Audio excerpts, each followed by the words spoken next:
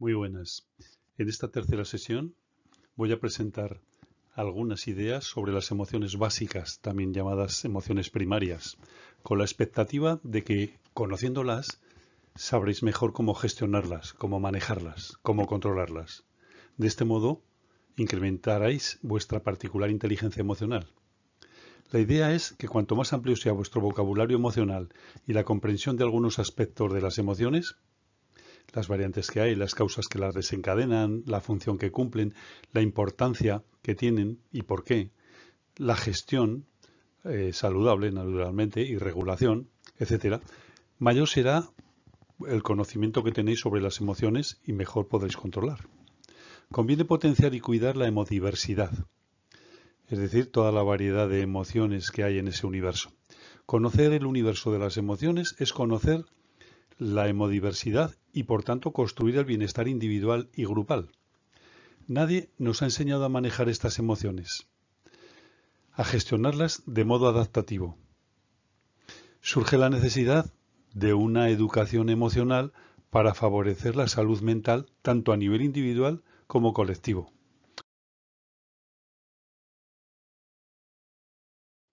Comenzaré resaltando la importancia de las emociones, la importancia de conocer el estado emocional.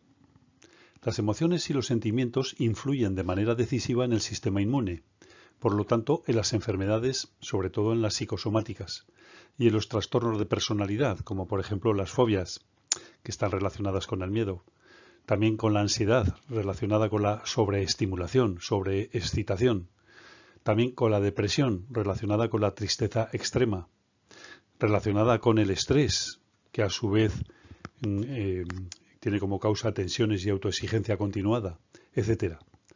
Por lo tanto, dedicar nuestro tiempo a conocer nuestro estado emocional y modificarlo cuando no sea saludable repercutirá en nuestro propio provecho. Las emociones son impulsoras de nuestras relaciones con otras personas.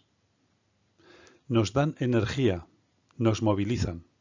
Así, la cantidad de vida social que tenemos dependerá de la calidad de las emociones y de su duración. Por consiguiente, para lograr el bienestar emocional se requiere cierta inteligencia emocional y algunas habilidades sociales. Aquí os presento el índice de esta sesión, a modo de resumen de los contenidos que voy a tratar. Seguiré, por tanto, el siguiente esquema. Primero, comenzaré con una clasificación de las emociones. Si bien aquí voy a centrarme exclusivamente en las emociones básicas: alegría, tristeza, miedo, ira, asco y sorpresa. En segundo lugar, mostraré el emoverso o universo de las emociones, o sea, todos aquellos galaxias, planetas, satélites, es decir, derivados de la emoción principal, que se agrupan en cierto sentido. Después describiré las emociones básicas señalando las principales constelaciones. Las emociones básicas podríamos dividirlas según su valencia en positivas y negativas, o según la aflicción, aflictivas o no aflictivas. Así, haré una breve descripción de cada una de esas emociones básicas, luego mostraré las expresiones más frecuentes, expresiones faciales, después los principales desencadenantes o causas de las emociones que las provocan, después las funciones que cumplen, así como los tipos de variantes de cada emoción que pueden encontrarse y su regulación o afrontamiento. Entre las emociones básicas veremos fundamentalmente el amor, la alegría, la felicidad. Entre las emociones negativas trataremos la tristeza, el miedo y la ira. También veremos otras emociones básicas para Paul Ekman, como son el asco y la sorpresa. Finalmente, trataremos la importancia de la gestión emocional y saludable. Para el bienestar psíquico, naturalmente, es importante. Algunos estudiosos del tema de las emociones, como por ejemplo Paul Ekman, ha clasificado las emociones en positivas y negativas según su valencia. Como podemos ver en este listado que se muestra en la diapositiva, en la página central, en la parte central, podemos ver que entre las emociones positivas, todas ellas podríamos decir que son no aflictivas, mientras que las emociones negativas, todas ellas coinciden con las emociones aflictivas. Ekman ha hecho un inventario de emociones en el que constan más de 3.000 términos. Considera que son emociones positivas cuando producen algún beneficio a la persona, lo que le induce a aproximarse a la fuente generadora de la emoción, al estímulo desencadenante. Por ejemplo, es el caso de la alegría, la paz, la ternura, la felicidad, estar contento, etc. Mientras que son emociones negativas aquellas que nos inducen a alejarnos de ellas o a luchar contra ellas. Por ejemplo, el miedo, la ira, el odio, la ansiedad, etc. Haré una distinción entre emociones aflictivas y no aflictivas. Veamos pues cuál es la diferencia entre ambas. Primero, hay que aclarar que realmente no hay emociones buenas y emociones malas. No hay emociones positivas y negativas en el sentido que entendemos positivo en estos términos de forma natural, en el lenguaje ordinario. Esta bipolaridad induce a equívocos. Por esta razón, otros expertos del tema de las emociones proponen una clasificación que las divide en aflictivas y no aflictivas. Si las consecuencias para el estado de ánimo del sujeto señalan amenazas, peligros, perjuicios, etc., se denominan aflictivas. Estas emociones nos afligen, nos merman el bienestar y nublan la razón, es decir, enturbian la claridad mental. Por ejemplo, el miedo, la ira, el odio. Por el contrario, si las emociones tienen consecuencias beneficiosas, se deriva alguna ventaja de ellas, etc., si se valoran no peligrosas o que no afligen, que no causan perjuicio al estado de ánimo, se denominan no aflictivas.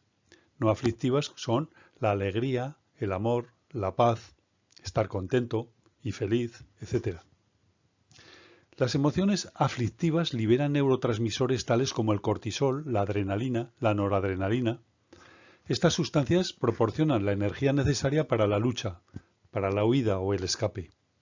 Es decir, aumentan la frecuencia cardíaca, aumentan el ritmo respiratorio, incrementan la tensión del tono muscular, etc. Mientras que las emociones no aflictivas liberan neurotransmisores que promueven acciones de acercamiento, de aproximación a otras personas. Por ejemplo, la dopamina, la serotonina o la oxitocina. La diapositiva muestra también una lista de emociones aflictivas. Por ejemplo, en el entorno de la ira están el enojo, la indignación, la rabia, la agitación, el odio, la enemistad, la malicia. En el entorno del apego tenemos la avaricia, el amor posesivo, el deseo obsesivo, el ansia, los celos, etc. Por otra parte, otras emociones sociales como la envidia, el orgullo, la arrogancia, la repulsión, rencor, rechazo, etc. E incluso aquellas como que tienen más connotación de moral, de emoción moral, la vergüenza, la culpa, la decepción, el resentimiento. Finalmente, os mostraré una tercera clasificación de las emociones. Es la que hace Crench y Crutchfield, desde la psicología social. Diferencian entre emociones primarias o básicas, como la alegría, tristeza, miedo, ira, enojo, cólera, y emociones secundarias, que serían las derivadas de estas. Por otra parte, reconocen la existencia de una categoría de emociones apreciativas, como son el asombro, el humor, la admiración, estar deslumbrado o impresionado por, quedar pasmado, quedar sorprendido. Un tercer grupo, una tercera categoría, se refiere a las emociones relacionadas con estímulos sensoriales, como el asco, el placer gustativo, por ejemplo, el dolor, el horror, etc. En cuarto lugar, encuentran emociones relacionadas con la autoevaluación, como son orgullo, culpa, vergüenza, satisfacción. Una quinta categoría agrupa las emociones relacionadas con aspectos tales como amor-odio, compasión, celos, envidia. Están relacionadas con los otros, es decir, son emociones sociales. Y finalmente tenemos en sexto lugar las relacionadas con estados de ánimo, como son la ansiedad, la excitación, la soledad, etc. Vamos a comenzar a explorar el universo de las emociones, lo que llamaré el emoverso, con sus galaxias, sus estrellas, sus planetas, sus satélites, en torno a una emoción central que las aglutina.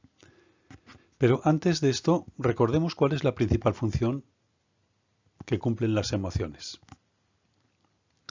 La respuesta es que tal vez sea permitirnos reconocer qué es lo que estamos necesitando en un momento determinado o en una situación determinada.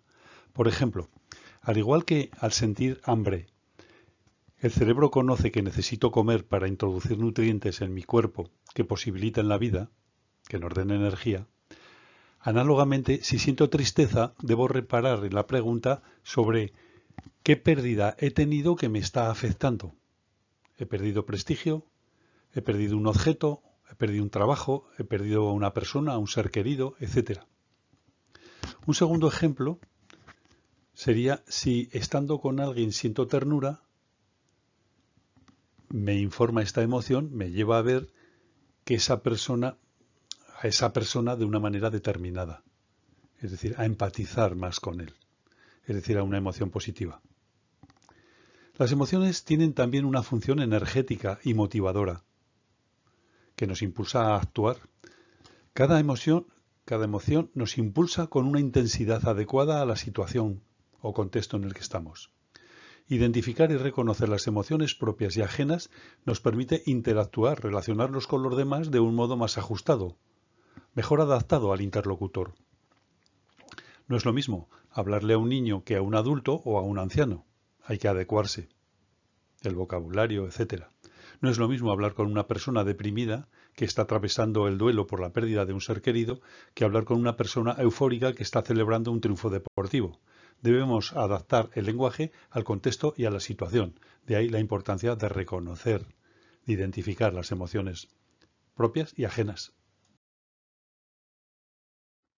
A partir de ahora vamos a centrarnos en las llamadas emociones básicas o primarias. Desde el punto de vista de la valoración o valencia subjetiva, esto es, desde una valoración de la sensación interna que produce en el individuo, las emociones básicas se clasifican, como hemos dicho, en positivas y negativas. Las tres principales emociones positivas las vemos en la parte de arriba de este prisma dibujado entre las galaxias y constelaciones. Son la alegría, felicidad y amor. Los tres vértices del triángulo de color azul se corresponden con estas emociones. Mientras que las tres principales emociones negativas son la tristeza, el miedo y la ira, que se corresponden con el triángulo rojo en la parte inferior y que conectan los vértices de este triángulo con estas emociones en torno a las cuales giran otros estados de ánimo similares o parecidos o afines a ellas. Es frecuente a estas añadir otras dos emociones básicas. Según Darwin o según Ekman, añaden el asco, que es una emoción negativa, y la sorpresa, que es una emoción que puede ser tanto positiva como negativa como neutra. Depende del contexto, del caso, de la situación, etc. Entre las emociones positivas hemos dicho que hay tres principales constelaciones o agrupamientos de emociones que son la alegría, la felicidad y el amor. La diferencia entre felicidad y alegría es que mientras la felicidad es un estado de serenidad, la alegría es una emoción pasajera, de menor duración. ¿Y qué relación existe entre la felicidad y el amor? Se ha comprobado científicamente que el amor activa las hormonas de la felicidad, es decir, aumenta los niveles de serotonina, endorfina y dopamina, lo que provoca que estemos más animados, más relajados, más motivados.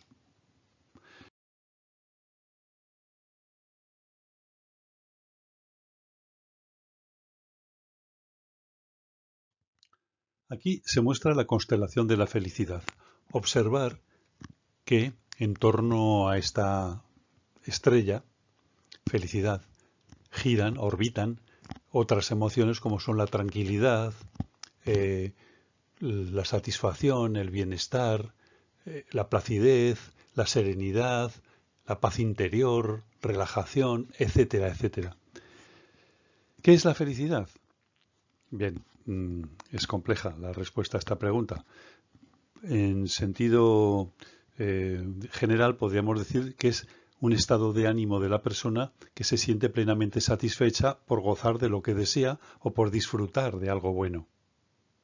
Para mí, en particular, la felicidad es estar en congruencia, en sintonía entre lo que pienso, lo que digo y cómo actúo.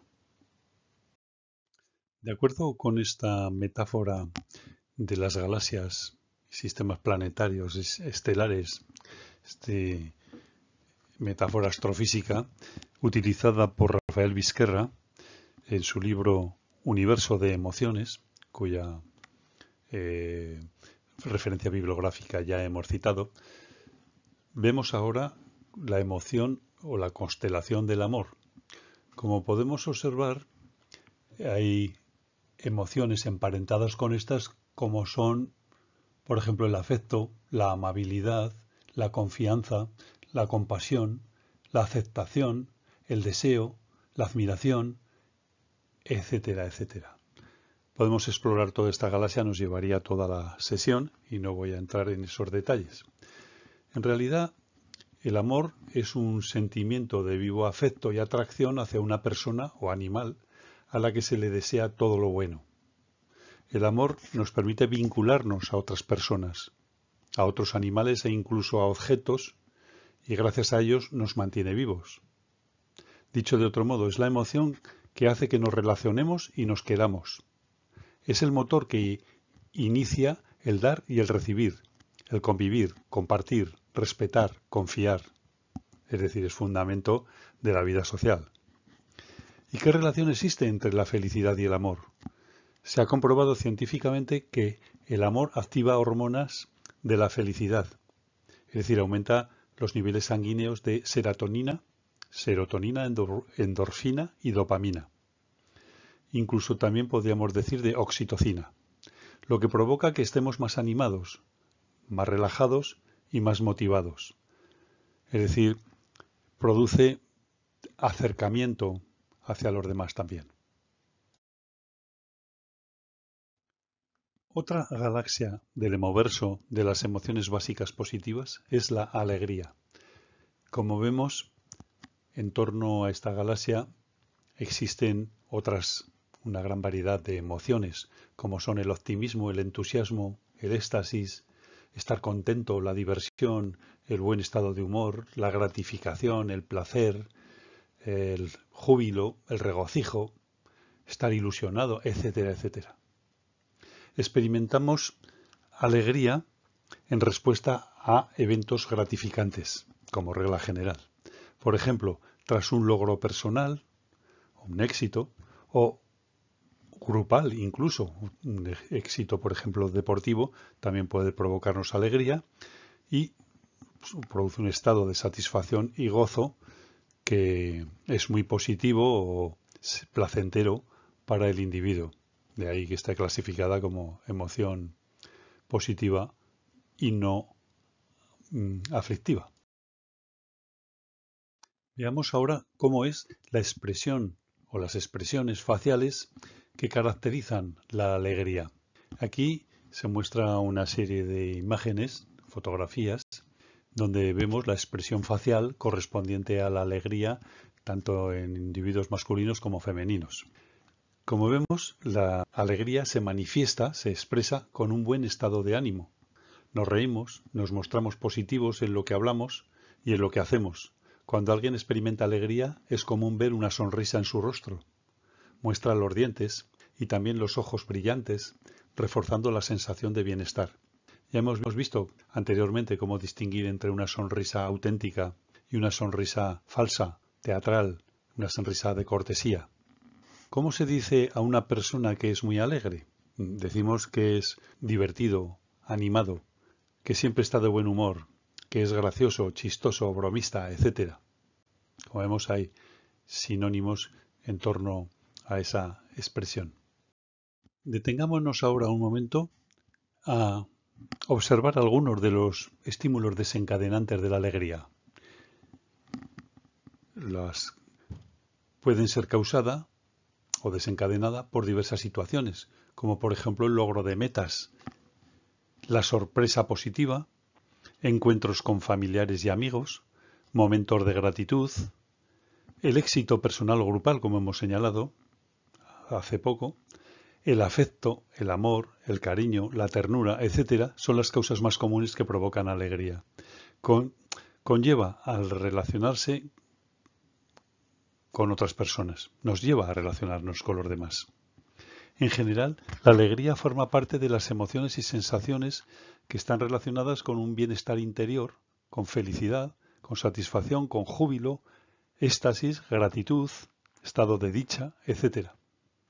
Ejemplos de situaciones disparadoras o desencadenantes de la alegría son, como hemos dicho, un éxito de nuestro equipo favorito, éxito deportivo particular, por ejemplo, celebrar el cumpleaños con una gran fiesta, encontrarse con seres queridos que no veíamos hace mucho tiempo, o con amigos, obtener buenas calificaciones en un examen difícil en el colegio nos producía alegría, recibir un regalo, un premio que era deseado, comenzar las vacaciones, conseguir un nuevo trabajo, que te aumenten el sueldo, viajar a un lugar emocionante, etcétera, etcétera. Son inagotables las fuentes de satisfacción positiva que puede producirse. Vamos a examinar ahora las funciones que satisface la alegría, este estado emocional. De ahí se deriva la importancia que tiene esta positiva emoción. ¿Por qué le damos en general tanta importancia a la alegría? Primero preguntemos qué función cumple. La alegría recibe tanta importancia en la vida de las personas porque en primer lugar produce bienestar emocional y social, tanto a nivel personal como grupal. Contribuye a mejorar el estado de ánimo, a reducir el estrés, promueve sensación general de felicidad y satisfacción en la vida. En segundo lugar, activa el sistema de la recompensa del cerebro. Es decir, se libera dopamina y serotonina y oxitocina, que nos hacen sentir bien. Produce incluso adicción a sentirse bien. Esta función es esencial para la supervivencia y el éxito humano, para que suba la autoestima. En tercer lugar, fortalece las relaciones interpersonales. Es decir, compartir momentos alegres con otros fortalece los lazos sociales y crea conexiones significativas. La alegría compartida fomenta la empatía, la cooperación y el apoyo mutuo. En cuarto lugar, ayuda a mejorar la salud mental y también la física. Afrontar el estrés, la adversidad y los desafíos de la vida nos da fortaleza, incluso ante la adversidad, lo que se llama resiliencia.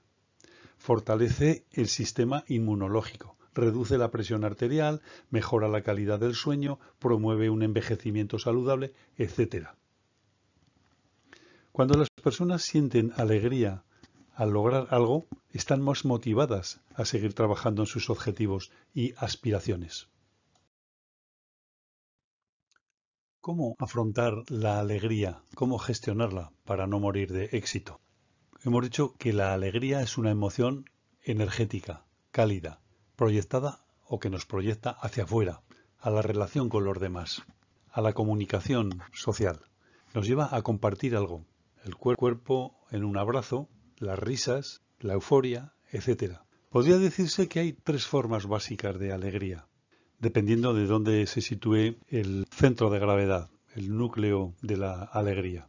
Si el centro está en la frente, la alegría me lleva a explorar el mundo de la curiosidad, mental, cognitivo. Si el centro está en el pecho, nos genera ternura, el área del corazón. Nos lleva a querer, a abrazar, a querer contactar con los demás, a ser más amable. Finalmente, si el centro de la galaxia de la alegría se localiza en la zona erógena, la pelvis, nos lleva a la excitación sensual, al contacto íntimo. Podemos representar la alegría en un continuo, una línea recta, que continúa hacia el infinito en las dos direcciones. La serenidad sería el punto medio en esta línea recta, que se localizaría entre la euforia, el punto máximo de alegría, la máxima expresión de la alegría y la extroversión, Y en el otro extremo estaría el aislamiento, la introversión, encerrarse en sí mismo. La serenidad nos permite aprender a vincularnos adecuadamente con los demás, a establecer relaciones sociales satisfactorias en un estado sereno o de calma. A partir de aquí, dejamos atrás las emociones positivas y veamos a continuación algunas de las principales emociones negativas, las emociones básicas negativas. La categoría de emociones negativas se refiere a las emociones que producen una experiencia emocional desagradable o sentimientos negativos. Se correspondería también con emociones aflictivas. Las consideradas emociones negativas básicas son la tristeza, el asco, el miedo y la ira. Por otro lado, las consideradas emociones negativas secundarias o sentimientos negativos son muchas más. Por ejemplo, el odio, la venganza, la soledad, la desesperación, la culpa o culpabilidad, la indiferencia, la apatía, la frustración, la envidia, los celos, la impaciencia, etcétera, etcétera.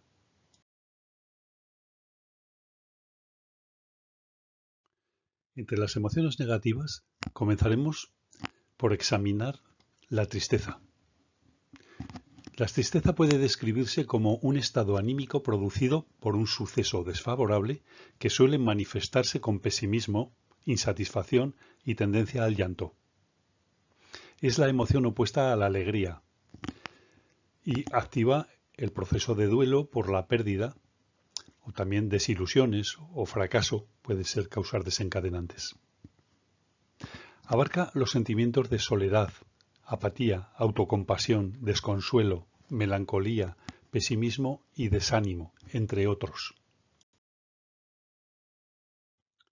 La tristeza se puede manifestar, se puede expresar de diferentes formas, pero sus rasgos más típicos y evidentes son el llanto y las lágrimas.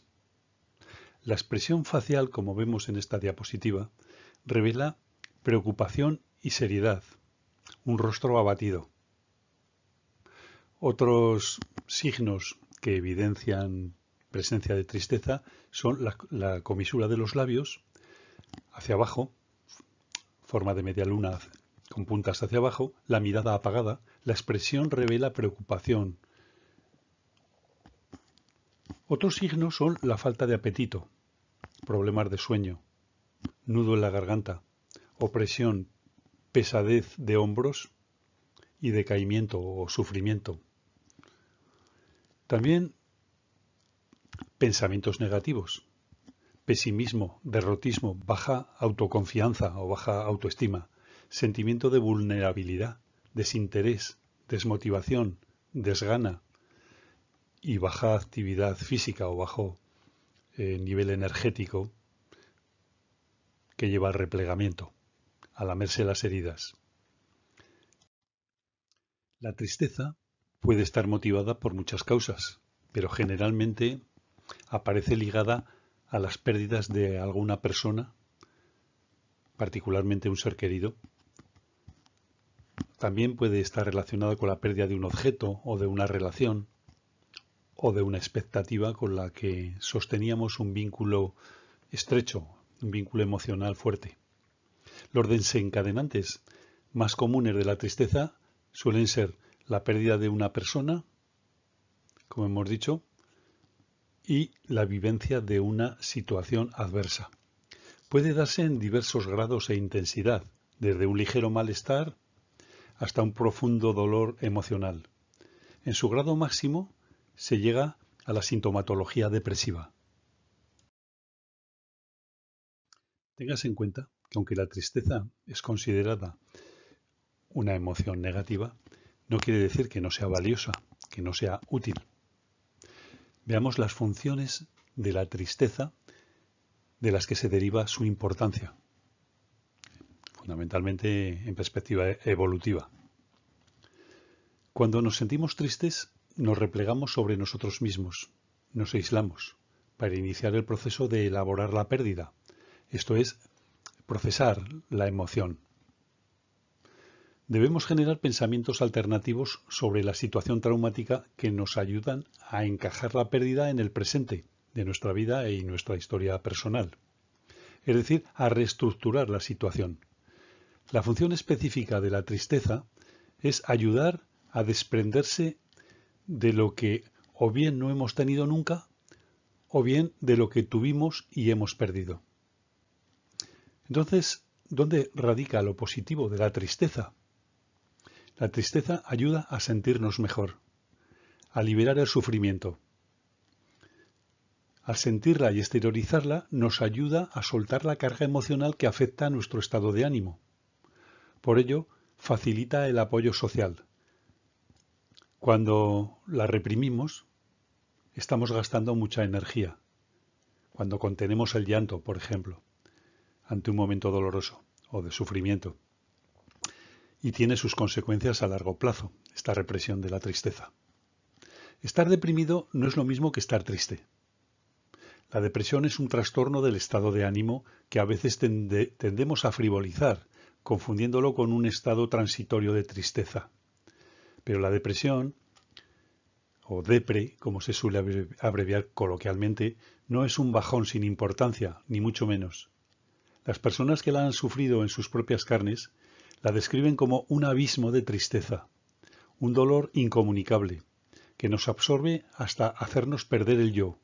La tristeza, la melancolía, la pena, el pesar son grados menores de depresión, más bien próximos a la melancolía. Como acabo de decir, la tristeza nos ayuda a desprendernos de la carga de lo que no hemos tenido o de lo que nunca tuvimos y hemos perdido. Si no se gestiona adecuadamente, si no logramos desprendernos de lo perdido, uno queda fijado en la melancolía o el autorreproche. Por tanto, debemos aprender de los errores, ya que se aprende tanto del encuentro, de la presencia, como del desencuentro, de la ausencia, de lo que hemos perdido. Tanto del amor como del desamor se aprende emocionalmente. Otra función importante que también satisface la tristeza es la de despertar en el otro, en las otras personas que nos rodean, compasión, empatía. Y para transitar en la tristeza es muy importante dejarnos acompañar por otros. Exteriorizar el llanto, verbalizar la causa del dolor, compartirlo con los demás, alivia el sufrimiento. Acompañar en la tristeza no es decirle al otro, anímate, alégrate, no te pongas triste, no estés triste. Por ejemplo, durante el proceso de duelo. Aliviar la tristeza supone escuchar, hacer de continente de las vivencias de la otra persona. No se trata de hacer de animador personal.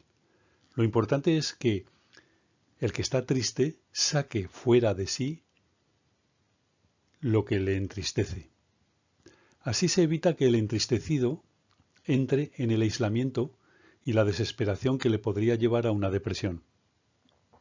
Necesitamos integrar el pasado en un discurso que seamos capaces de entender, con el presente y el futuro, asimilar y, tras levantarnos de la caída por la pérdida, seguir adelante.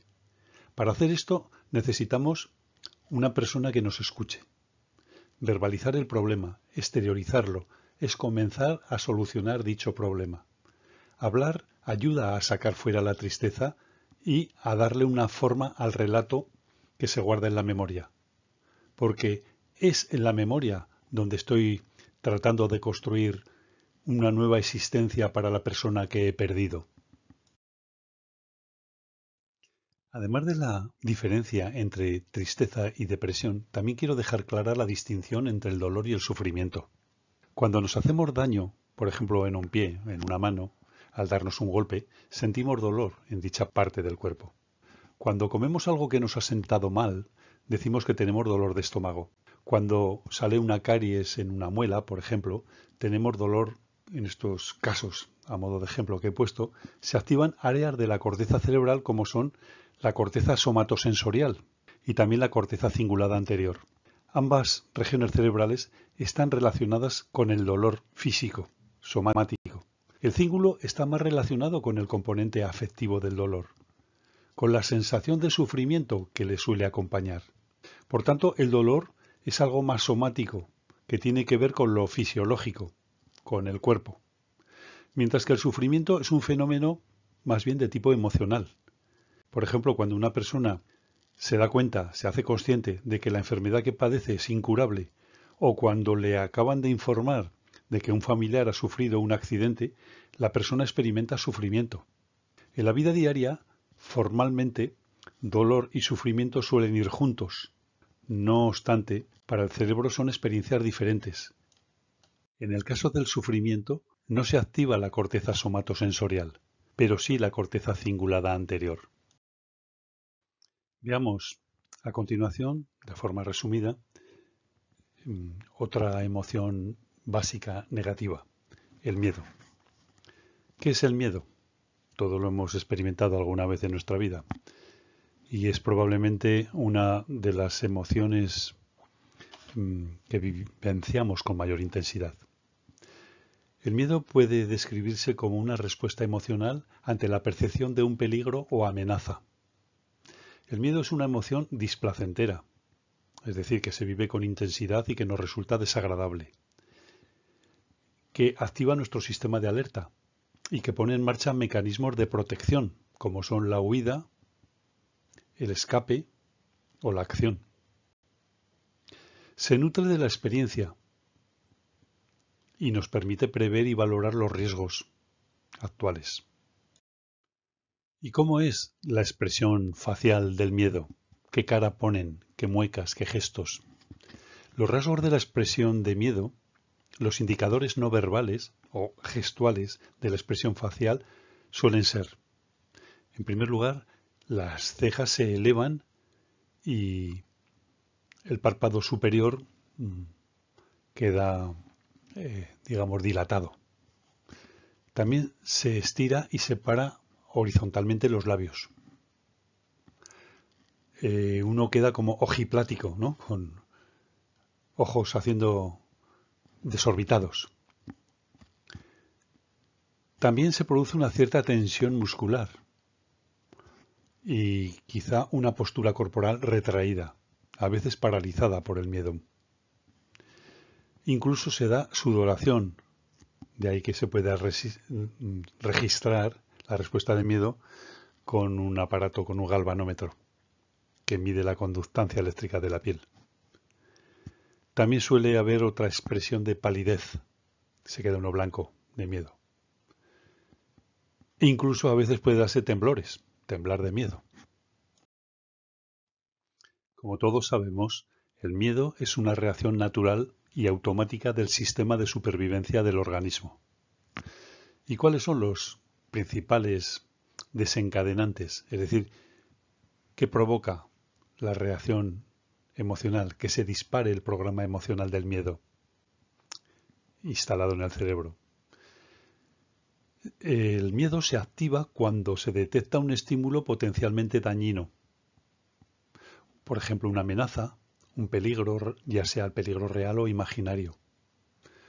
Los efectos que produce este desencadenante ocurren a diferente nivel. Así, a nivel cognitivo, el miedo impulsa un sentimiento de angustia, incertidumbre, preocupación.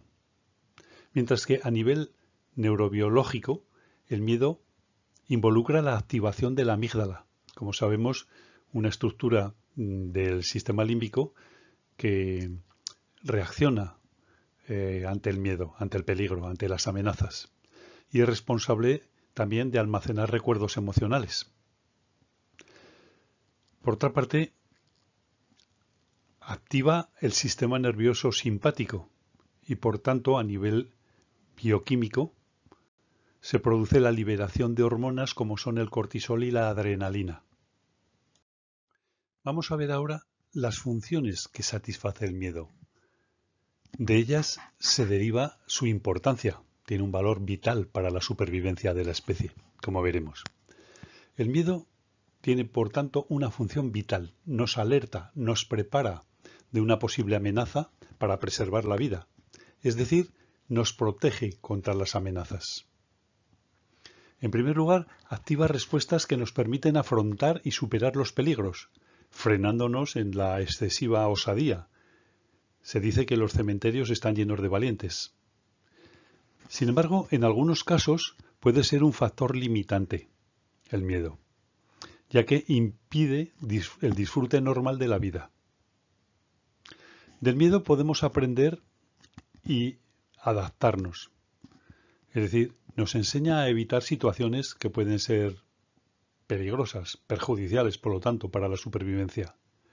Así, permite prevenir riesgos para evitar futuros peligros. También tiene un valor motivacional, ya que nos impulsa a esforzarnos y a perseguir objetivos con determinación. Cuando tenemos miedo ante algo no deseado, podemos tomar medidas para prevenirlo o superarlo. Por ejemplo, el miedo a fracasar. Preparándonos se evita.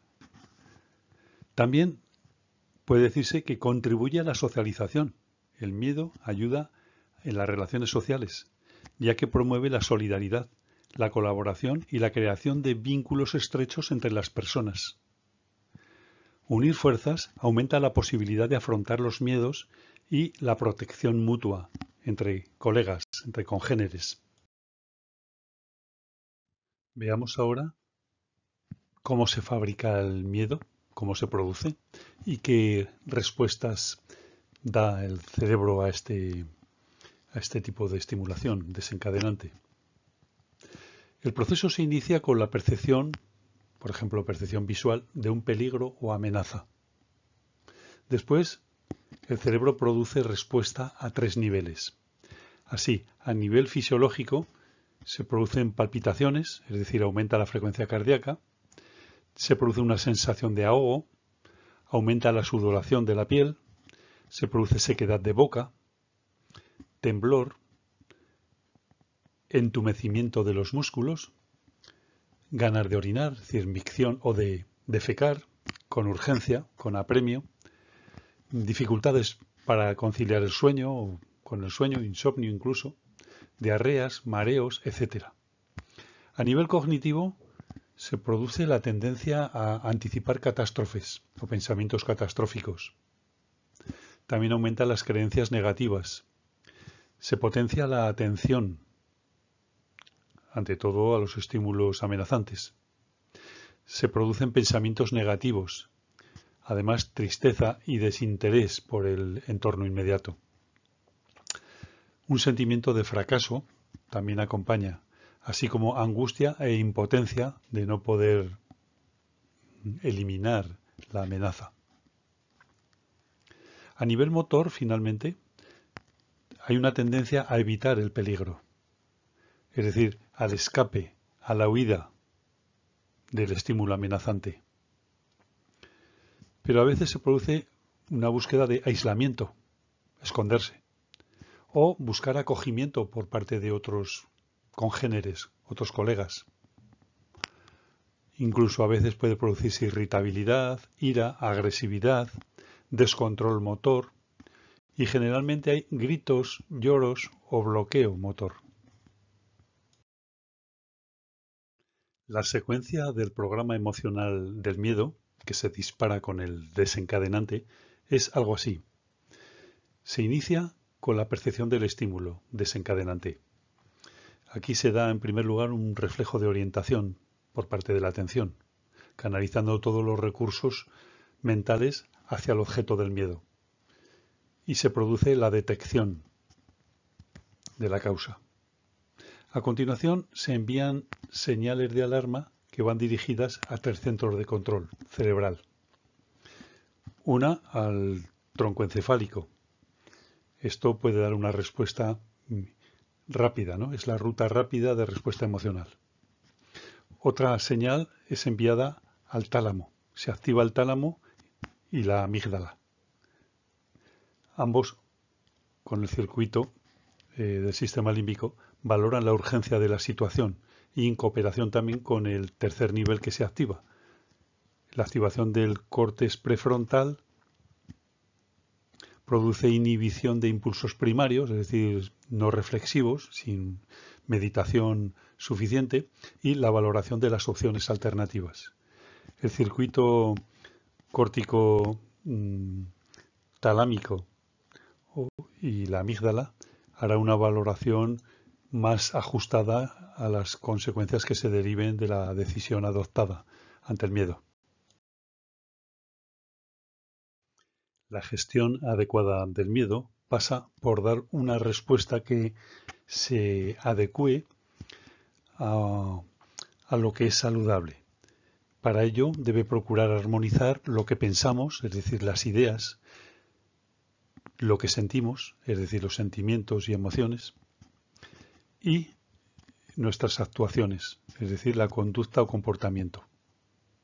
Solamente cuando están integrados de modo coherente, de modo congruente, se experimenta sensación de bienestar emocional.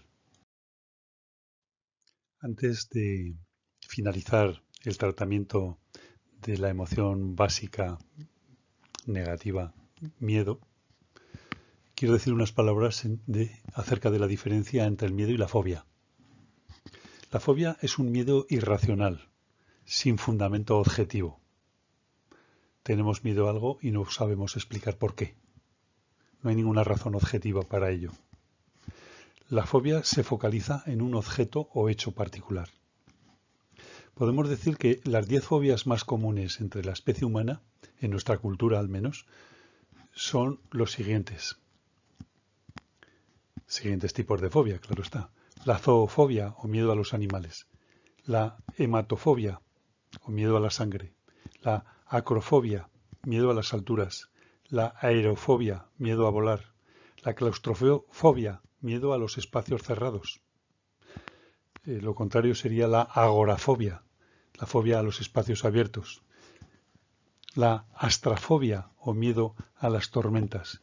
Y la hipocondria o miedo a la enfermedad. Hiperpreocupación por la salud. Hay que señalar que un alto nivel de miedo puede producir también algunos trastornos psicológicos. Por ejemplo, el trastorno de ansiedad, el ataque de pánico, el trastorno de estrés postraumático, fobias, etc. El trastorno de ansiedad es un sentimiento de temor e inquietud y preocupación excesiva y persistente por el futuro. La ansiedad es un síntoma central aquí y provoca un malestar intenso que afecta negativamente al funcionamiento de una persona.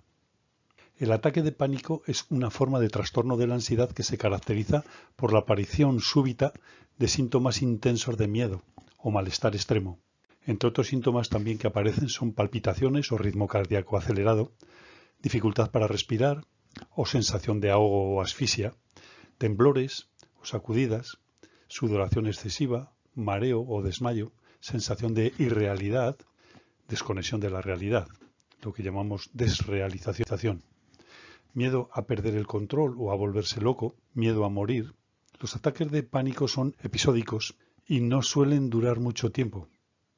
La causa exacta no siempre está clara de estos ataques. El trastorno de estrés postraumático es un trastorno de ansiedad que ocurre después que la persona ha experimentado o presenciado un evento traumático, difícil de procesar. Por ejemplo, tras un accidente, tras una guerra, un incendio, asaltos, abusos físicos o sexuales, desastres naturales como terremotos, etc. Las fobias son miedo irracional a un objeto. Por ejemplo, la fobia social, conocida como agorafobia, es miedo a los espacios abiertos. También se da lo contrario, la claustrofobia, que es miedo a los espacios cerrados, como el ascensor, habitaciones tipo zulo, o entrar en un tubo de resonancia magnética, por ejemplo. Existen muchas fobias, por ejemplo, a las alturas, a volar, a las ratas o a los animales con pelo, a las serpientes, a las arañas, etc. Es importante destacar que la gravedad y la forma en que se manifiesta el miedo puede variar en cada individuo. La función principal del miedo es dar la voz de alarma.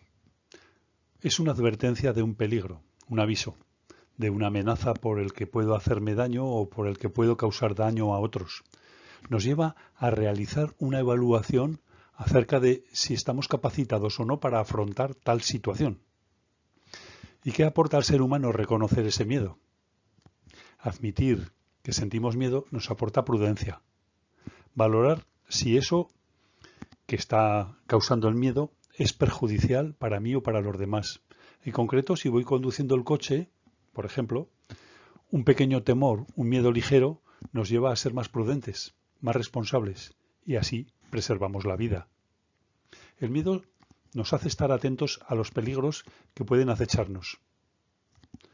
Si no tuviéramos miedo, seríamos más temerarios y podríamos poner en riesgo nuestra vida. Así, podemos entender el miedo como una polaridad que va desde cero miedo, es decir, la temeridad, hasta, la temeridad o gran osadía, ¿no? O valentía extrema, hasta el otro extremo en el que estaría el miedo irresistible, el miedo que entramos en pánico y la crisis de ansiedad.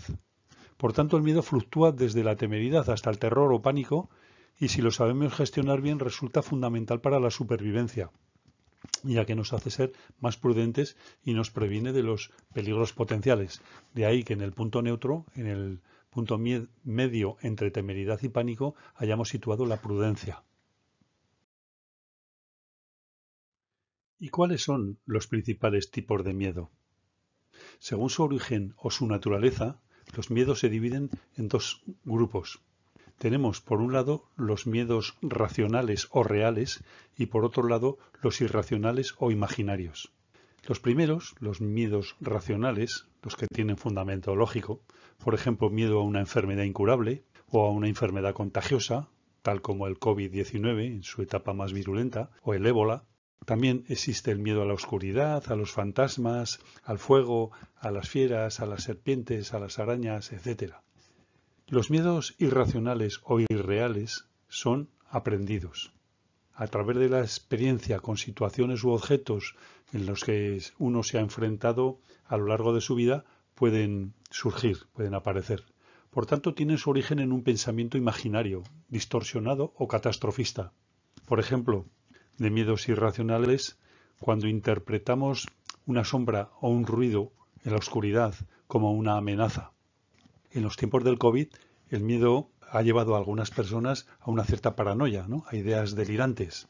La paranoia es un trastorno mental que se caracteriza por ideas obsesivas, absurdas, a veces basadas en hechos falsos. Los miedos irracionales son fobias, por ejemplo, a montar en ascensor, a ir en avión, a los bichos peludos, etc. Otro miedo típico es el temor a hablar en público. Este miedo es aprendido por experiencias negativas que nos han precedido. ¿Qué tipo de información nos proporciona el miedo? Según el objeto del miedo, el contenido del temor, se divide en numerosos tipos.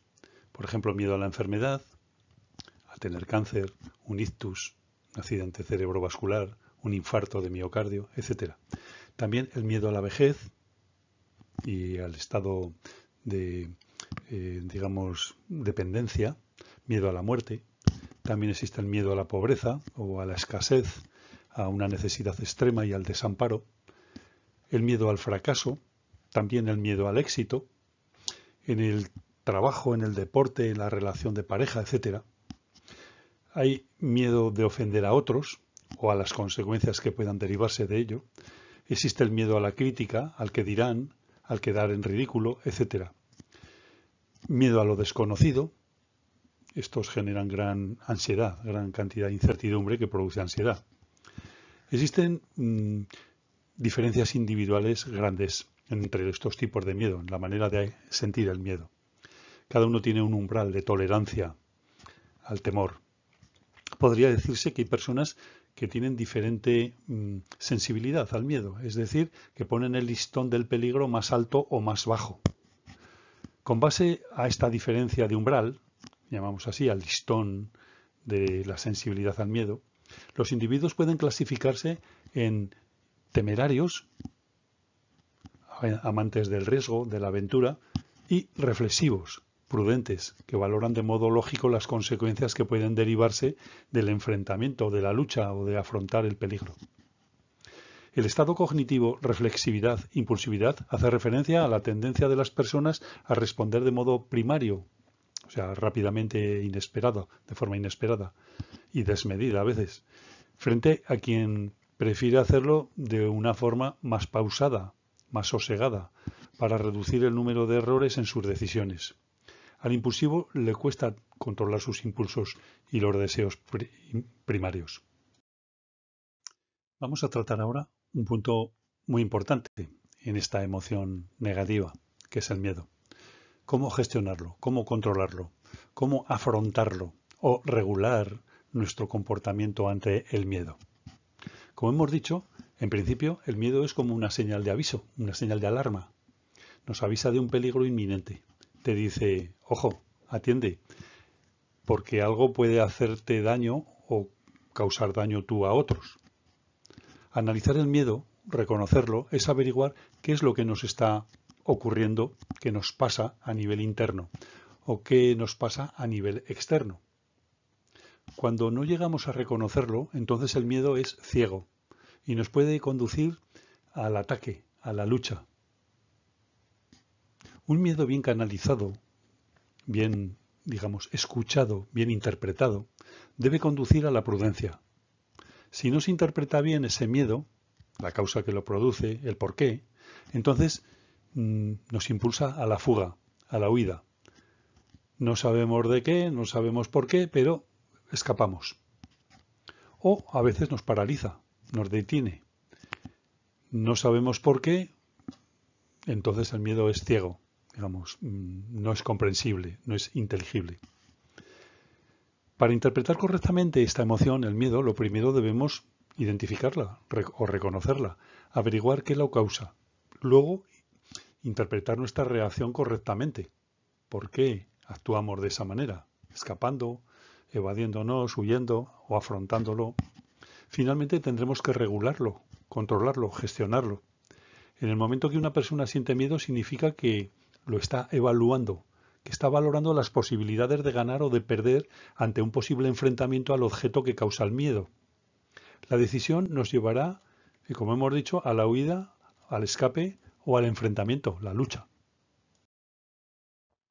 Cambiamos de nuevo a otra emoción de las consideradas básicas o primarias, también de signo o valencia negativo. La ira, el enojo, la rabia, el enfado, la indignación entrarían dentro de este grupo. La ira es una emoción que produce una reacción que suele surgir como respuesta ante una amenaza, ante una injusticia, ante una frustración, algo que consideramos inaceptable. También cuando los deseos, necesidades o expectativas que tiene uno se ven truncadas, se ven obstaculizadas por otros y de manera que consideramos injusta o no merecida. La ira es una de las emociones más comunes y frecuentes. Por ello, dentro de esta gran familia, esta constelación, hay numerosos matices y términos para describirla, como he señalado: rabia, enfado, enojo, cólera, rencor, odio, furia, indignación, resentimiento, aversión, exasperación, tensión, agitación, acritud, animadversión, hostilidad. Envidia incluso puede estar teñida con ira. Los celos, a veces impregnados también. Desprecio, la antipatía, el resentimiento, el rechazo, el recelo son sinónimos. O emociones dentro de la esfera de la ira. Vamos a ver ahora cómo se expresa facialmente, mediante mímica facial, la ira o el enojo. Es importante destacar que la forma en que una persona expresa su ira puede variar ampliamente según su personalidad, también según las habilidades de afrontamiento o técnicas de gestión, conocimiento que tenga en torno a la ira, e incluso por su experiencia, su historia personal. También puede variar según la cultura y el contexto, el ser dado más o menos, el ser más proclive o menos a la ira. Las imágenes de estos rostros que se muestran en la diapositiva nos indican cómo es la expresión de ira, el comportamiento facial, digamos, comportamiento externo. Tenemos el ceño fruncido, tensión en los músculos de los ojos, una mirada afilada y fija, los labios tensos y finos.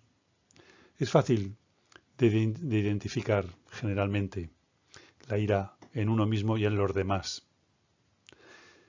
Si bien no es fácil de controlar la explosión de ira, la ira suele estar acompañada de una serie de respuestas biofisiológicas y psicológicas o cognitivas que pueden incluir un aumento de la frecuencia cardíaca, también de tensión muscular, se contraen los músculos, un aumento de la presión arterial, de la agitación corporal y de pensamientos negativos. Es decir, nos preparamos para la lucha con la ira. ¿Qué tenemos ganas de hacer cuando sentimos ira? Normalmente lo que nos apetece es, y se produce espontáneamente de hecho, gritar, chillar, insultar, pegar, etc. En el fondo lo que sentimos es necesidad de hacer algo. Atacar lo que fácilmente puede derivar en agresividad y violencia. Por ejemplo, violencia verbal, insulto, el taco, la blasfemia, o violencia física, peleas, guerras, luchas, etc. La forma en que se manifieste la ira varía ampliamente de una persona a otra, y también según la cultura y el contexto. ¿Y cuáles son los desencadenantes, los causantes más comunes de la ira, del enojo, de la rabia, esta explosión de hostilidad, de agresividad? Bien, la ira es una reacción de irritación, de furia o de cólera que puede ser desencadenada por numerosos factores. Por ejemplo, la indignación y el enojo de sentir vulnerados nuestros derechos. La ira se puede generar cuando tenemos la sensación de haber sido perjudicados. También ante situaciones injustas o que atentan contra valores morales y contra la libertad personal. O también se desencadena en situaciones de abusos, ya sean verbales o físicos.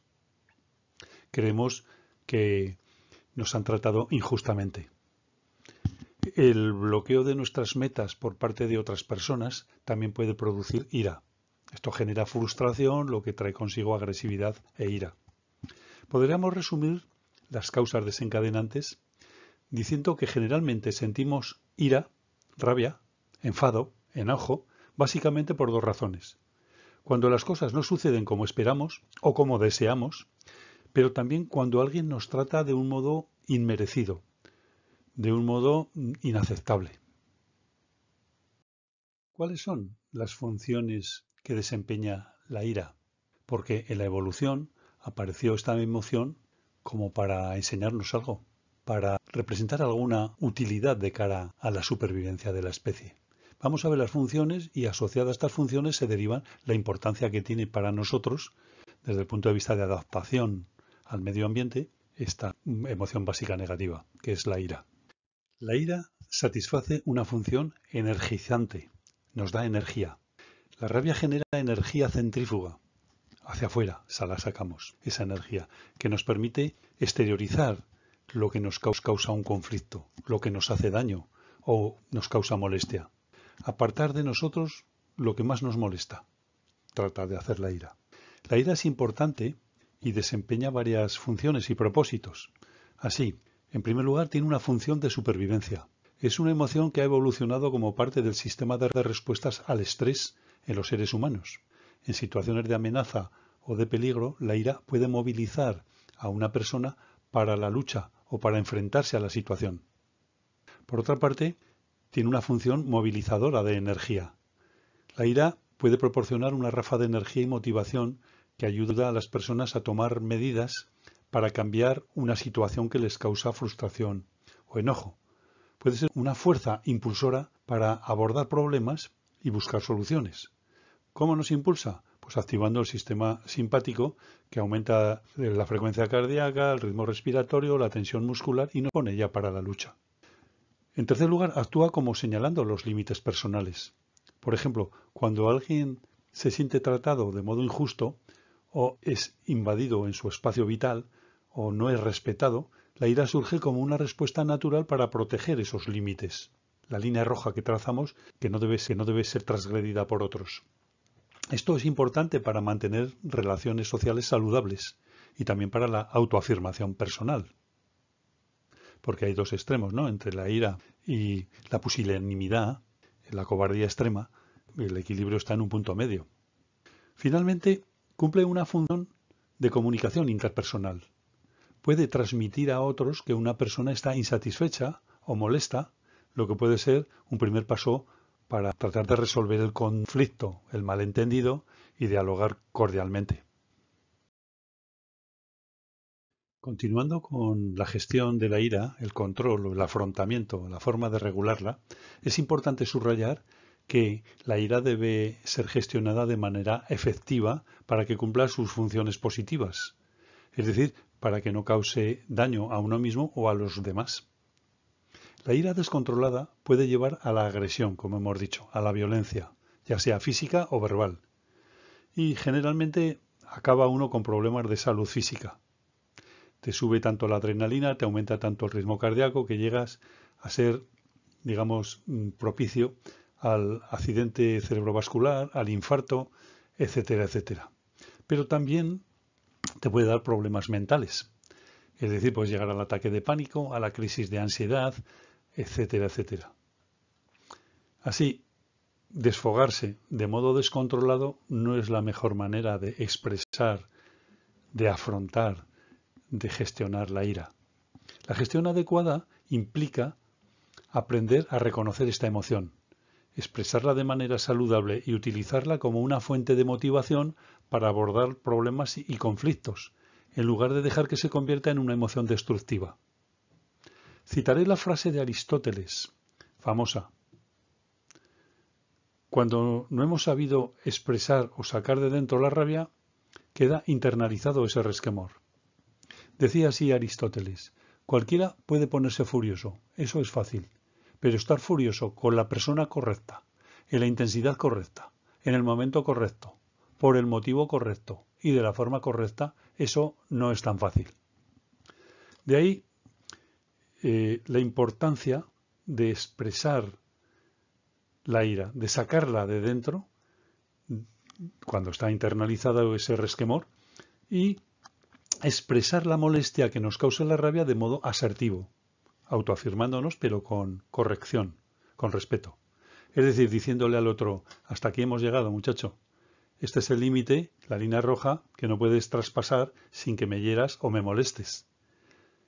Cuando no somos asertivos, cuando no paramos o frenamos al otro, la ira se convierte en energía libre que deriva en rencor. Gestionarla bien es atender a esas molestias que causa la ira y, si es posible, reducirlas o eliminarlas. Así, la buena gestión de la ira requiere poner límites al otro, no dejar que lo rebase. Gracias a la ira aprendemos a decir sí y a decir no, según las circunstancias. Cuando se pasan esas líneas rojas hay que saber decir que no. Pero tampoco hay que tener el umbral de tolerancia demasiado bajo, la piel demasiado fina. En resumen, expresar la ira de manera saludable y constructiva es esencial para promover relaciones sociales saludables, para prevenir problemas de salud y para fortalecer la inteligencia emocional. Pasemos ahora a examinar otra emoción que en sí misma no es ni positiva ni negativa. Puede ser neutra, puede ser positiva o negativa. Hay sorpresas de todo signo. La sorpresa es una sensación causada por algún acontecimiento repentino e inesperado, por algo que es imprevisto o que nos resulta extraño. También es la reacción a un evento o suceso discrepante, algo que canta entre medio de su contexto, cuyo principal efecto es desviar la atención hacia aquello que produjo la sorpresa, a esa causa desencadenante de la sorpresa. Se focaliza todos los recursos atencionales en ello. La sorpresa también puede ser vista como una respuesta de descubrimiento. ¡Eureka! ¡Ajá! La sorpresa puede reflejar una transgresión o una confirmación de expectativas. Tiene una duración muy breve y generalmente la sorpresa da paso a otras emociones. Puede ser al miedo, puede ser a la ira, ya sea a la alegría, ya sea a la tristeza. ¿Cómo se expresa? con la mímica facial, la sorpresa o el asombro. Los ojos, como vemos en estas imágenes que se muestran en la diapositiva, se ponen redondos como platos, se dice, ¿no? Ojiplático. Se elevan las cejas y la boca suele quedar muy abierta, como diciendo "oh". A nivel fisiológico se activa el sistema nervioso autónomo, cuya función es controlar la frecuencia cardíaca. Podemos sentir un vuelco en el corazón. La temperatura corporal aumenta, la sudoración también se incrementa, se dilatan nuestras pupilas, indicando interés y atención. Las vocalizaciones espontáneas son de tipo de expresiones verbales como "oh", "cómo", etc. Veamos los estímulos que desencadenan o son causa de sorpresa. Según Charles Darwin, las principales causas desencadenantes de esta emoción son, por un lado, los estímulos novedosos, lo raro, lo atípico, lo insólito, aquello que es de una intensidad notoria. Por ejemplo, también puede ser novedoso un regalo, recibir las notas o calificaciones de clase, etc. Por otra parte, es un desencadenante la aparición de acontecimientos inesperados o incluso otros que están fuera de contexto. Por ejemplo, encontrar un gorrión en la nevera pues no es causa sorpresa, no es habitual. Los aumentos bruscos de la intensidad en la estimulación también nos causan sorpresa. Por ejemplo, una luz potente, un flash, o un sonido estridente, etc.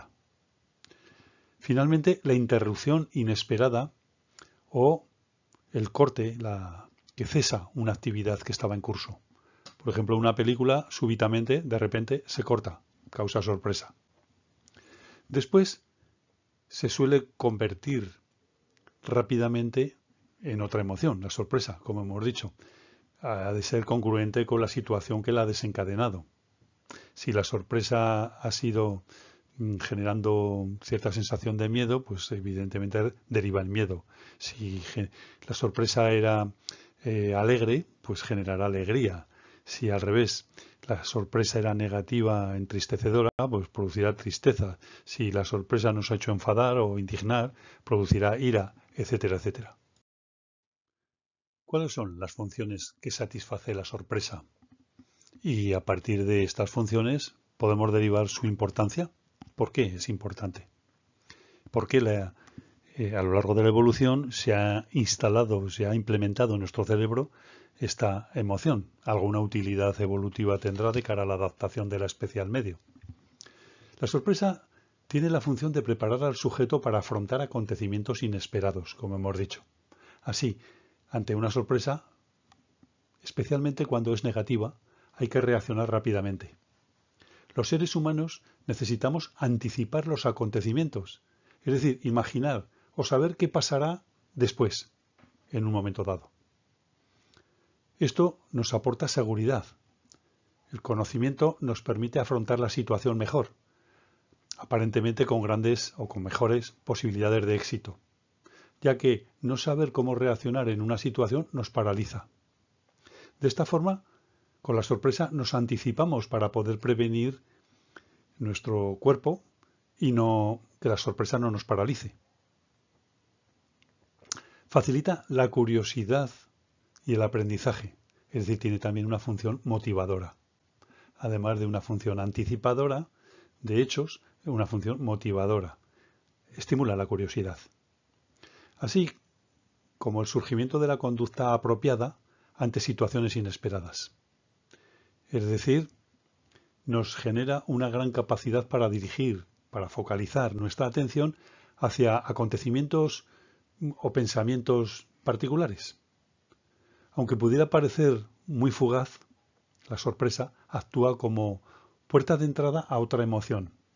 Es muy importante, pues, al ser esta la emoción inicial, que nos permita focalizar la atención que captamos en aquellos estímulos que van a suceder, lo que está por venir. Nos advierte de que algo llegará. De nuevo, cambiamos de emoción vamos a tratar con otra emoción básica, sin duda negativa, como es el asco, la repugnancia, la aprensión. El asco ha sido definido como una reacción de repugnancia, aversión intensa, repulsión hacia algo que es desagradable. Desagradable o que puede ser peligroso para la salud o a veces incluso para la moral, para los principios y valores éticos de una persona. También se puede sentir asco o repugnancia moral.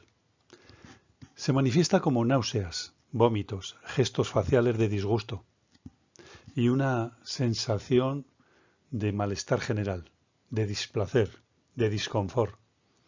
El asco puede estar relacionado con una amplia variedad de estímulos, como por ejemplo con olores desagradables, por ejemplo, olor a azufre o a sulfuro, olor a amoníaco, olor a podrido, nos causa asco. También puede estar relacionada con sabores repulsivos. A algunas personas les causa cierta aversión, cierta repugnancia, los sabores agrios o amargos, etc. También puede estar relacionada con situaciones inmorales o con comportamientos socialmente inaceptables. Por ejemplo, una violación. La violación de la manada nos causa repugnancia, asco. También el terrorismo, la matanza cobarde e inútil de población civil. Los asesinatos, los holocaustos, los genocidios, etc., en general nos producen cierta aversión, repugnancia, asco. Veamos ahora las expresiones faciales de asco, la mímica o los gestos, muecas faciales que expresan asco, repugnancia, aversión. En esta diapositiva mostramos en diferentes edades, diferentes géneros, esa expresión facial del asco. A nivel de expresión facial, pues, cuando sentimos asco solemos arrugar la nariz, fruncir el ceño, elevamos la barbilla y las mejillas. Los párpados pueden cerrarse como si alguien estuviese aplastando verticalmente nuestra cara. Otra opción es que los labios aparezcan apretados o por el contrario la boca se abra. Incluso a veces se saca la lengua. El asco puede incluso provocarnos arcadas, náuseas, vómitos. Y llegados a ese punto ya no habrá dudas sobre la intensidad. Cuando llegamos a estos síntomas, indudablemente el desencadenante nos causa asco. Todos esos cambios faciales están encaminados, se producen para comunicar e informarnos a nosotros o a los que nos rodean de que hay algo, sea comida, sean olores, sean algunos animales, sea alguna acción o evento que puedan ser peligrosos para la salud o que nos causan repugnancia. Aquí muestro algunas imágenes que pueden propiciar, que pueden desencadenar la emoción asco. El que tenga arcadas o malos sentimientos, por favor que cierre los ojos y se lo contaré de viva voz. Así, encontramos como estímulos desencadenantes de asco pueden ser muy variados, ya que se puede relacionar con una amplia gama de estímulos, por ejemplo con olores desagradables, como hemos dicho antes. El olor amoníaco, olor a podrido, etc., nos causa una sensación muy desagradable.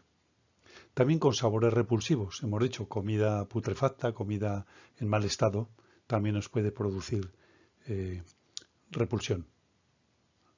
También puede estar relacionado el desencadenante con enfermedades o síntomas o heridas.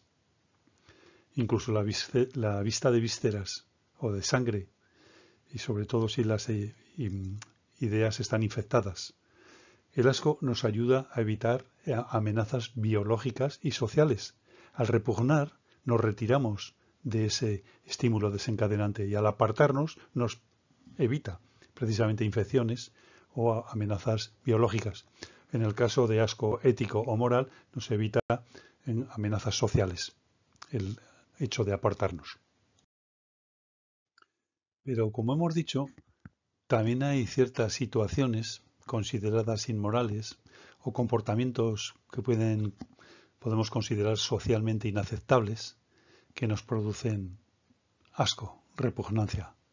una sensación desagradable. Por ejemplo, hemos dicho las violaciones, el abuso sexual. También el terrorismo hemos señalado, el asesinato indiscriminado de personas. También los homicidios, los holocaustos, genocidios, etcétera, pueden ser motivo de repugnancia extrema. ¿Y qué importantes funciones satisface el asco? El hecho de sentir asco nos previene. Vamos a ver esa función preventiva y la importancia para la salud, para la conservación de la vida que se deriva de tener esta sensación, porque si no la tuviéramos podríamos morir. Puede haber evolucionado esta emoción negativa como algo necesario para la supervivencia de la especie. El asco desempeña un papel importante en la protección y la supervivencia de los individuos. Puede variar en intensidad según las personas y también según la cultura. ¿Cómo nos ha ayudado a evitar sustancias dañinas o peligrosas o tóxicas? Veamos esas funciones. En primer lugar, el asco actúa como un mecanismo de protección contra situaciones o sustancias potencialmente dañinas para mantenernos seguros, para mantenernos saludables. En segundo lugar, nos evita ingerir alimentos que están en mal estado, en descomposición o contaminados, o alimentos que puedan tener olores desagradables o un aspecto extraño, nos previene de que tal vez no sea bueno para el organismo. Otra función es la protección de enfermedades. Previene la ingestión de bacterias o toxinas que podrían ser dañinas, lo que reduce el riesgo de contraer enfermedades transmitidas por los alimentos. Una adicional función es que previene de comportamientos o situaciones sociales inmorales o peligrosas, promoviendo la cohesión social y la regulación de comportamientos perjudiciales. Se hacen normativas que prevengan precisamente que regulen esos comportamientos antisociales. Por ejemplo, el asco hacia el canibalismo o hacia el incesto ha ayudado a mantener estructuras sociales y estructuras morales que han favorecido la supervivencia de los grupos humanos. El asco puede acelerar el proceso de aprendizaje, ya que genera una respuesta emocional intensa hacia los estímulos aversivos. Así, experiencias desagradables o peligrosas se graban en la memoria de manera más efectiva, lo que permite a los individuos eludir situaciones similares en el futuro. En resumen, el asco, la aversión, el desagrado, ha contribuido a nuestra protección y adaptación en entornos cambiantes a lo largo de la historia, es decir, a lo largo del tiempo de la humanidad. Existen diferentes tipos de asco y ya hemos dicho que tiene un componente cultural importante, ya que, por ejemplo, comer caracoles o comer determinados crustáceos en países asiáticos se puede ver como algo repugnante. Para nosotros, por ejemplo, comer escarabajos o cucarachas tostadas nos resulta repugnante. Sin embargo, en otras culturas, en otros países, lo encuentran normal, incluso sabroso. Vamos a ver diferentes tipos de asco como los que se muestran en esta diapositiva. En principio, uno de los más comunes es el disgusto o el alimentario, ¿no? Se refiere al asco en relación con la comida. En segundo lugar, el asco social. Se refiere a la aversión hacia comportamientos o situaciones o personas que se consideran inmorales, inaceptables, socialmente repugnantes. También tenemos el asco sexual. Aversión hacia estímulos sexuales o prácticas que parecen repulsivas o inaceptables desde el punto de vista de la cultura de una persona. Naturalmente, esto puede variar según el contexto. Otro tipo de asco, en cuarto lugar, es a la sangre y a las heridas, como hemos dicho. Heridas abiertas y aspectos relacionados con lesiones físicas pueden producir asco. Esto puede deberse a la preocupación por la salud y la higiene. Otro tipo de asco se da ante estímulos desencadenados por olores desagradables. y pueden manifestarse ante olores fuertes, fétidos o inusuales que generan repulsión. También hay un tipo de asco a los insectos y animales, como he señalado antes. Muchas personas sienten aversión hacia las arañas, hacia los abejorros u otros animalillos, a menudo que están relacionados con preocupaciones por picaduras, por venenos, por enfermedades transmitidas por estos organismos. En séptimo lugar tenemos aversión a las sustancias químicas, hacia productos o sustancias tóxicas, lo que puede llevar a evitar situaciones o entornos donde se encuentran tales sustancias. En octavo lugar, el asco hacia la mugre, hacia la suciedad. El asco hacia la falta de higiene de personas que no mantienen un estándar de limpieza adecuado. Y finalmente, el asco a la violencia. Este tipo de asco se manifiesta como una aversión profunda hacia la agresión, física o emocional. Se ha relacionado con una fuerte sensibilidad ética y moral.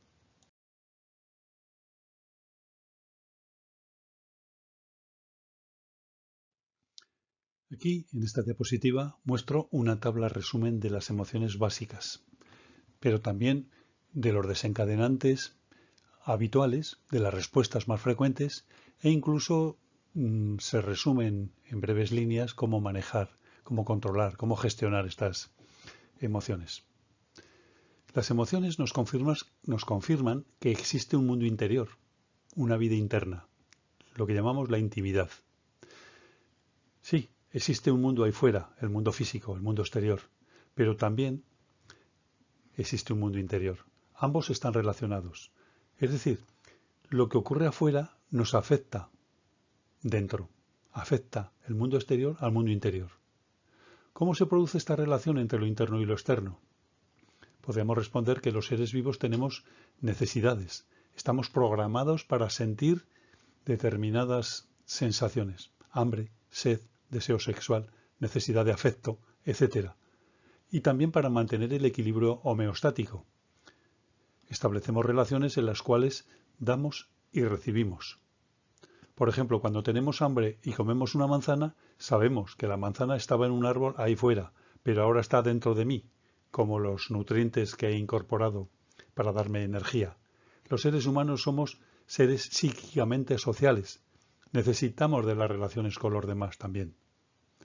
En definitiva, las emociones siempre están relacionadas con algo, con los padres, con la familia, con los amigos, con el trabajo, con la sociedad, con la naturaleza, etc. No obstante, debemos tener claro que, como las necesidades van cambiando a lo largo del desarrollo evolutivo, conforme nos hacemos mayores, las emociones también van cambiando en paralelo. Así, un niño de 3 años, es decir, en un parvulario, no tiene las mismas emociones que un adolescente que despierta al mundo, emancipándose de la tutela paterna. Y también será distinta las emociones que tiene un adulto, con una vida laboral, una responsabilidad familiar, diferentes a los casos anteriores. En cada etapa las personas experimentan emociones con matices diferentes y en esta tabla simplemente expongo ante las emociones básicas cómo son esos estímulos. Quiero finalizar esta sesión subrayando, enfatizando la importancia de gestionar bien las emociones. ¿Por qué es importante gestionar adecuadamente las emociones? Cuando comprendemos las emociones propias y las ajenas, nos conocemos mejor a nosotros mismos. Este conocimiento nos facilitará la regulación, el control emocional. Las diversas situaciones que ocurren en la vida nos hacen vivenciar sensaciones y emociones, las cuales debemos identificar, reconocer y gestionar adecuadamente, afrontar adecuadamente. La mala gestión de una emoción puede producir sufrimiento, malestar emocional, agotamiento psíquico. También puede producir dependencia emocional de una persona con respecto a otra, por ejemplo en la pareja. Para regular o gestionar adecuadamente cada emoción, lo primero debemos, hemos dicho repetidas veces, reconocerla, identificarla, sea en nosotros, sea en nuestro interlocutor, sea en un grupo con el que estamos relacionándonos, etc. Por ejemplo, el miedo nos lleva a replegarnos, a meternos dentro de nosotros mismos, como el perro que mete el rabo entre las piernas, ¿no? Baja la cabeza y se retira del peligro. Mientras que la alegría nos hace ser más expansivos y esto nos lleva a ser más sociables, más comunicativos, más abiertos a las relaciones sociales. Con miedos no nos vamos a abrir a los demás. Con rabia no vamos a abrazarnos a otra persona que la ha provocado, sino que la rabia nos da esa energía requerida para enfrentarnos a ella. Cada emoción nos lleva a un comportamiento distinto. Además, por ejemplo, la tristeza, cuando es causada por una pérdida de un ser querido, nos lleva a lamernos las heridas, a replegarnos dentro de nosotros mismos, a encerrarnos en nuestro mundo interior, a reflexionarnos acerca del pasado y a recordar los bonitos momentos vividos con él. Muchas gracias por vuestra atención. Muito obrigado pela vosa atenção. Espero haber sido de utilidad y haber transmitido con claridad las ideas mínimas requeridas. Si el tema te ha agradado, presiona el icono me gusta. De esta forma estás reconociendo mi trabajo, mi esfuerzo. Y para continuar conociendo detalles de esta rama de la psicología experimental, visita el canal de José Antonio Aznar Casanova.